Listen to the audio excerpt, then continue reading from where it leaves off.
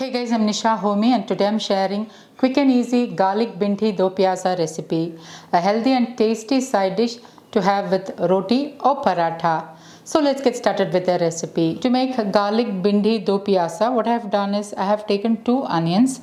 One onion I have sliced thinly and the other one I have sliced into 4 and I'm separating the onions. 3 green chilies. Green chilies you can increase or decrease as per your taste. 10 to 12 garlic cloves, half kg bhindi. Now the bhindi I have sliced little lengthwise. You can increase the length if you prefer, but try not to cut into smaller pieces than this. Lengthwise cutting like this is preferable in this recipe. 2 medium-sized tomato roughly chopped. I'm heating my cast iron kadai with 1 tablespoon wood-pressed groundnut oil.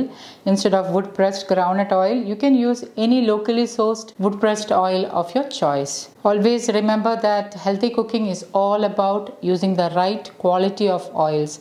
So try to use wood-pressed oils in your diet for your better health. Once the oil is heated, add in the sliced bhindi and saute the bhindi on low to medium flame for about 2 to 3 minutes. 2 minutes later, add in the onion, 3 slit green chilli. Green chilli you can increase or decrease as per your taste. Pink Himalayan salt as needed and give it a good stir. Once the bhindi is lightly fried and the onions are transparent, remove this from the kadai. Into the same kadai, I am adding in another tablespoon of wood-pressed groundnut oil. Once the oil is heated, add in 1 teaspoon jeera, also known as cumin seeds. And once the jeera splutters, add in the chopped garlic cloves. Give it a good stir and allow the garlic to get golden brown in color. Once the garlic starts to get golden brown in color, add in the sliced onion. Give it a good stir. Allow the onions to saute until it starts to turn transparent or light pink in color. Once the onion starts to turn transparent and light pink in color, add in half teaspoon turmeric powder. Today I am using Vigon turmeric which has high curcumin content. Half teaspoon freshly crushed black pepper powder. Black pepper helps in better assimilation of turmeric faster into your body. So try not to skip adding at least a fat pinch of black pepper powder. 1 teaspoon freshly ground organic coriander powder. 3/4 teaspoon Kashmiri chilli powder. Kashmiri chilli powder has less heat and also gives a nice color to the dish.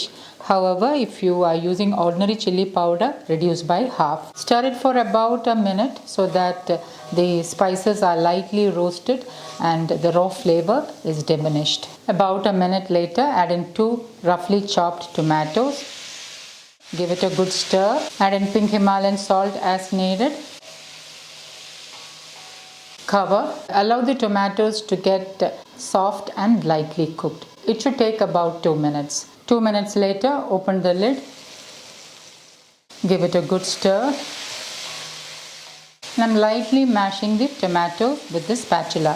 The tomatoes are cooked and is soft at this stage. And you can also see that oil has started to release out. At this stage, I'm adding in the fried bhindi. Give it a good stir. Let it saute for about a minute. About a minute later, everything is nicely mixed and garlic bhindi is almost ready to serve. Lastly, I'm sprinkling in some coriander leaves, finely chopped coriander leaves, and turn off the flame. And my super healthy garlic bhindi is ready to serve. You can enjoy this garlic bhindi with roti, paratha, or with hot steaming rice. So guys, do try this healthy bhindi recipe and let me know how it turned out. Thank you for watching and until next time, take care. Bye-bye.